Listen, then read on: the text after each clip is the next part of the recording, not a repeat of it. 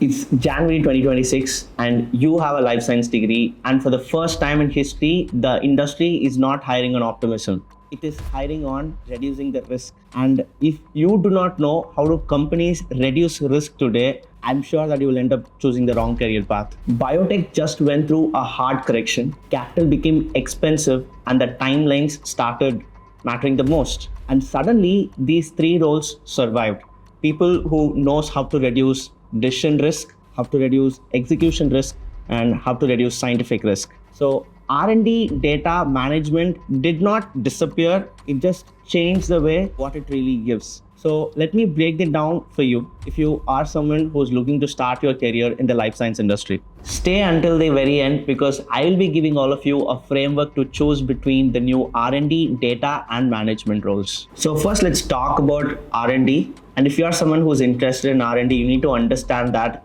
today the classic benchwork R&D is no longer the center of gravity. So here's what happened. Most of the early stage biotech companies stopped hiring exploratory scientists. They started hiring executional scientists. So what it really means, if your work cannot answer this question, say which is if a molecule can survive scale, regulation, or cost, probably your job is at risk. And that's why biosimilars, biomanufacturing, and bioprocessing are still hiring, whereas the molecular biology job roles are basically saturated out there.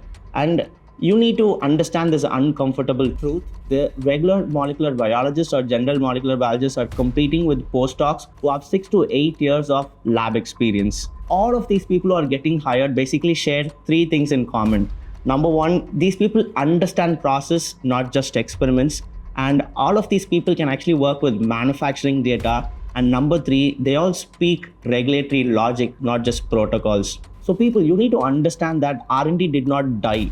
Basically, it just got professionalized. And if your R&D work is not able to shorten timelines or probably reduce downstream risks, I don't think you'll be able to find your spot in the research and development in this entire industry. So now let's talk about the data in the biotech industry. And this is where most of the students misunderstand the opportunity. So I really want all of you to listen to this very, very, very carefully. So companies today started adopting AI not to really replace scientists, rather they started adopting AI to help them decide faster what not to test. And that's the key insight that all of you really need to understand. Today, what happens is biology comes right after the computation, not before it. And that's why companies today are hiring for roles or hiring for people who can probably say rank targets, people who can kill bad hypotheses, and people who can design experiments even before getting into the laboratories. The fastest growing job roles are not basically data scientists. I know that's what you will basically think, right?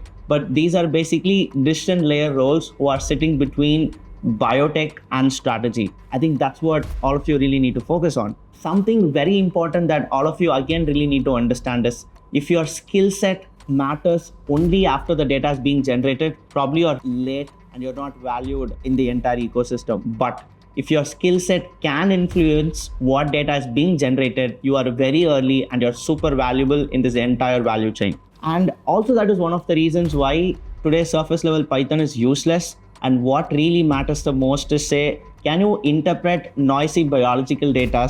Can you really model uncertainty? And can you translate outcome to the non-technical decision makers? These are three important things. I think you definitely need to start working on all of these things. And I'm sure all of these things, your resumes or just a course or a certificate cannot beat portfolios. So you need to start building portfolios around all of these things, and that's very important. And if you can't show real biological decisions using the data that you have created, I don't think you are someone who belongs in this value chain. If you're someone who's looking to build and leverage your portfolio, we've already done a deep dive video on this. You'll find the link in the description. And then coming into the management. So actually management isn't a fallback. It's actually the current bottleneck. So biotech created thousands of startups, especially between 2018 to 2022. And most of them are created by scientists. Very few were created by actually operators. And now since the capital is tight, the companies prioritize people who basically can manage capital burn, who can actually prioritize programs, and someone who can navigate regulations in this slow science era. And this is where most of the demand also lies very quietly. And this is a common misconception that all of you really need to understand. Today, these biotech companies do not basically look for business people. They basically look for science literate operators. I hope you know what it really means. The fastest growing path is definitely not the generic MBA, but rather today it lies in, say, biotech product management and regulatory strategy and partnering and alliance execution.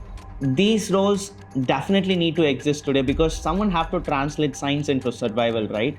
And also, for all your kind information, the pay scale of these roles is much better than the pure R&D job roles in today's industry. And finally, here's the framework I want all of you to use. Choose R&D if you are someone who loves execution and who can tie your work with scale and compliances. Choose data if you are someone who really loves shaping decisions before even the experiments begin. And choose management if you are someone who loves coordinating the complexity with business, science, and policies. Don't choose based on prestige, rather choose on where you can reduce risk. And this is what today companies are looking for. So people, life sciences did not shrink, it just repriced talent. And the winners today in 2026 are definitely not the smart scientists, but are someone who can influence how decisions are made. And if this video helped you think much clearer, please share it with someone who's still guessing in the life sciences.